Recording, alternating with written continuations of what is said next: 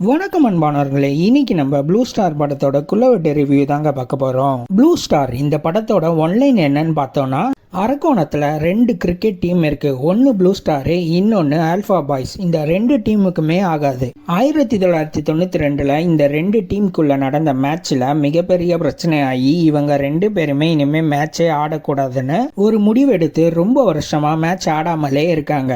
இப்போ கரண்ட்ல blue star கேப்டனா அசோக் செல்வன் இருக்காரு.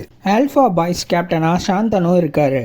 ரொம்ப வருஷத்துக்கு அப்புறம் இந்த 2 டீமுக்கும் மேட்ச் நடக்குது. இந்த மேட்ச் எதனால் நடக்குது, இந்த மேட்சுக்கு அப்புறமா என்னென்ன சம்பவங்கள் நடக்குதுன்றது தான் ப்ளூ ஸ்டார் படத்தோட மீதி கதை. படத்தோட பாசிட்டிவா அசோக் செல்வன் இருக்காரு. அவருடைய ஸ்கிரிப்ட் செலெக்ஷன் ரொம்பவே நல்லா இருக்கு. டிஃப்ரெண்டா ஸ்கிரிப்டை சூஸ் பண்ணி நடிக்கிறாரு. சாந்தனு அவருடைய கேரக்டரை சூப்பரா பண்ணியிருக்காரு. அடுத்து பிருத்திவி அவருடைய கேரக்டர் அண்ட் காமெடி படத்துல நல்லாவே ஒர்க் அவுட் ஆகி இருக்கு.